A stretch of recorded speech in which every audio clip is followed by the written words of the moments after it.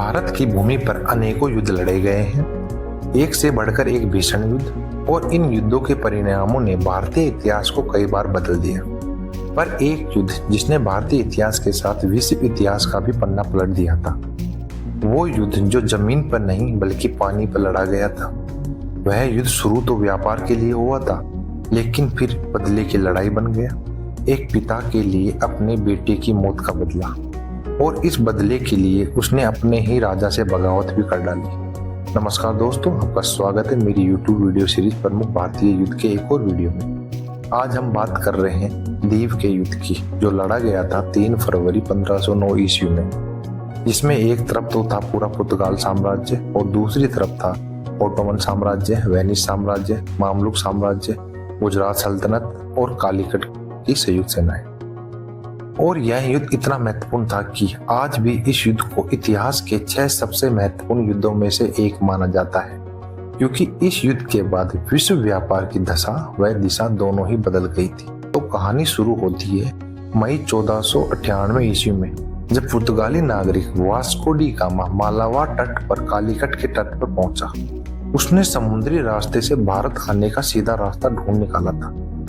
इससे पहले भारत और यूरोप का जो भी व्यापार होता था वो जमीनी रास्तों से हुआ करता था, और ज्यादातर व्यापार मसालों का किया जाता था। मसाले भारत से फारस की खाड़ी, फिर लाल सागर से होते हुए यमन तक जाते, और फिर यमन से मिस्र, और फिर मिस्र से आगे यूरोप तक जाते थे। इस पूरे रास्ते पर इस्लामिक शासकों का ही कब्जा था, और उन्हें इस व्यापार से खूब फायदा होता था। उदाहरण के तौर पर जो मसाले भारत में डकैत एक प्रकार का सोने का सिक्का था, जो उस समय पूरे यूरोप में मुद्रा के रूप में उपयोग किया जाता था।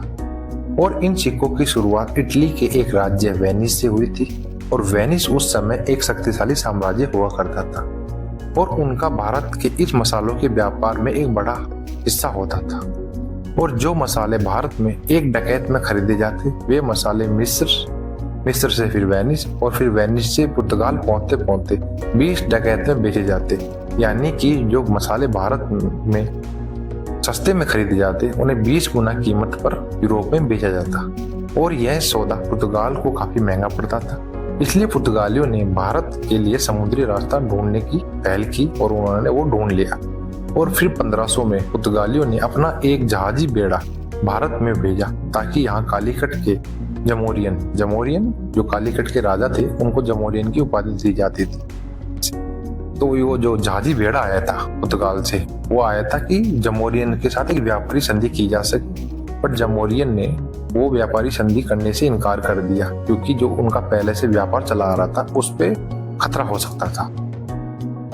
इतना ही नहीं, जमोरियन ने पुर्तगाली बेड़े पर हमला कर उसे नष्ट भी कर दिया, और इसके जवाब में पुर्तगालियों ने जो जमोरियन के जो दुश्मन थे कोचिन, उनसे हाथ मिला लिया। और कोचीन में ही पुर्तगालियों ने सन 1500 ईस्वी में अपनी पहली फैक्ट्री खोली, और पुर्तगालियों ने कम दामों पर मसाले यूरोप को सप्लाई करना शुरू कर दी। इस वजह से दक्षिण भारत में व्यापार की एक नई दौड़ शुरू हो गई थी।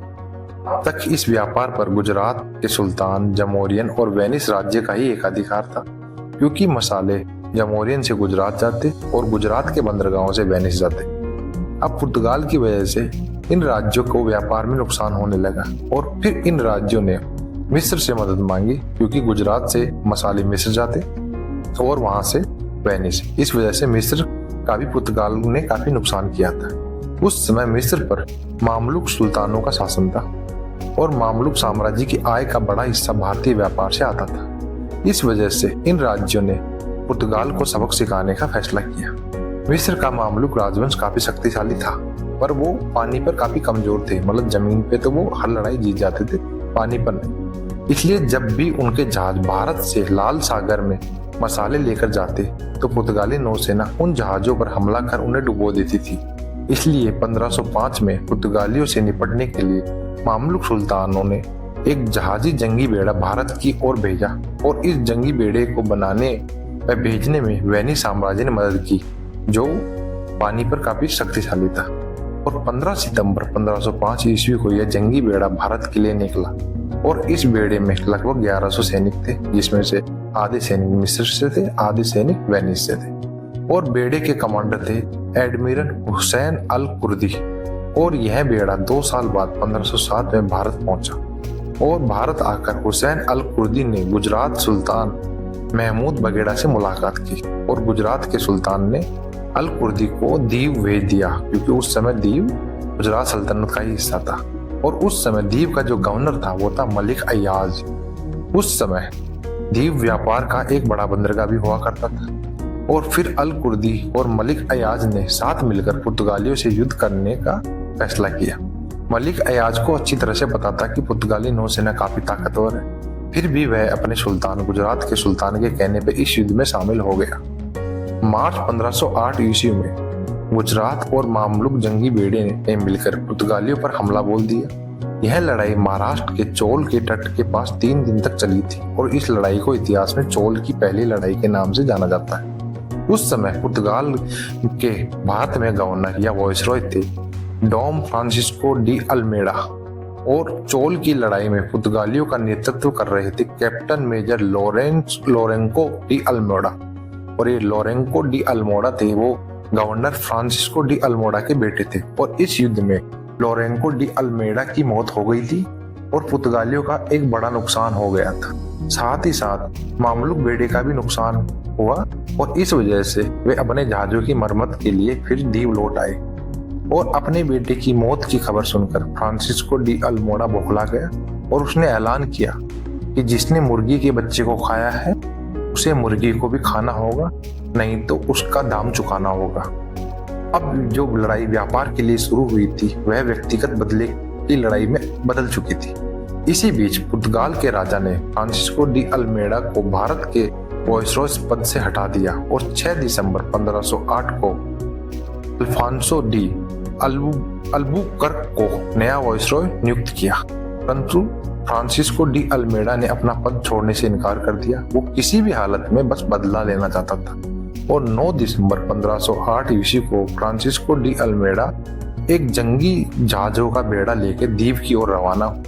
दीव पहुंचने से पहले उन्होंने कोंकण में दाभोल बंदरगाह पर हमला कर दिया। दाभोल उस समय बीजापुर सल्तनत के अधीन था या उसका एक हिस्सा था। इसके बावजूद भी पुर्तगालियों ने इस बंदरगाह पर हमला कर दिया और दाभोल पर हमला कर वहां के इंसानों को ही नहीं बल्कि वहां के मवेशियों को, यहाँ तक कि आवारा कुत्तों तक पुर्तगालियों ने मार डाला। इसके बाद फ्रांसिस्को डी अल्मेडा रास्ते में पड़ने वाले चोल और माहिम के बंदरगाहों पर हमला किया और दाभोल जैसा ही उनका भी हाल किया। और इन हमलों की खबर जब दीव के गवर्नर मलिक अयाज तक पहुंची तो उन्होंने फ्रांसिस्को को शांत करने के लिए एक माफी पत्र लिखा और उस पत्र में लिखा कि मुझे तुम्हारे बेटे की मौत का अफसोस है। और उस पत्र का जवाब देते हुए फ्रांसिस्को ने लिखा कि वो उन सबको मार डालेगा जो उसके बेटे की हत्या में शामिल थे और साथ साथ वो पूरे दीव शहर को भी बर्बाद कर देगा। इसी बीच मलिक अयाज और हुसैन अल कुर्दी में भी विवाद होने लग गए थे। मलिक अयाज अब ना तो इस लड़ाई से भाग सकता था ना ही यह लड़ाई लड़ सकता था, फिर भी उसने अपने अधूरे मन से इस लड़ाई को लड़ने का फैसला किया और फिर मलिक ने अल कुर्दी के साथ अपने जंगी बेड़े को मजबूत देने के लिए कालीकट से मदद मांगी और कालीकट ने 150 जंगी जहाज भेजे। इसी बीच 2 फरवरी 1509 को पुर्तगाली बेड़ा दीव पहुंच गया। दीव की कमान अब मामलुक सरदार हुसैन अल कुर्दी ने संभाल रखी थी और हुसैन अल कुर्दी ने पुर्तगाली बेड़े का सामना करने के लिए एक डिफेंसिव फॉर्मेशन के रूप में अपने जहाजों को तैनात किया था। और 2 फरवरी 1509 ईस्वी की सुबह 11 बजे यह लड़ाई शुरू हुई। पुर्तगाली जहाजों ने हुसैन अल कुर्दी के जहाजों पर गोले दागे।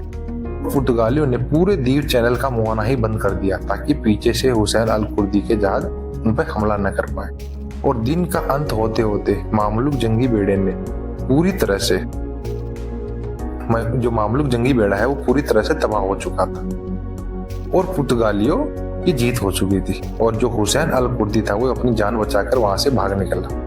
उसके जो सैनिक थे वो पकड़ लिए गए थे पुर्तगाली द्वारा, उनको बेरहमी से मार डाला गया और उनको काफी बुरी बुरी सजा दी गई क्योंकि फ्रांसिस्को डी अल्मेडा अपने बेटे की मौत का बदला लेना चाहता था। और अब यह युद्ध पुर्तगालियों ने अच्छी तरह से जीत लिया था और उनकी जीत के साथ यह युद्ध समाप्त हो गया था और गुजरात मामलुक कालीकट जो गठबंधन था वो हार गया था।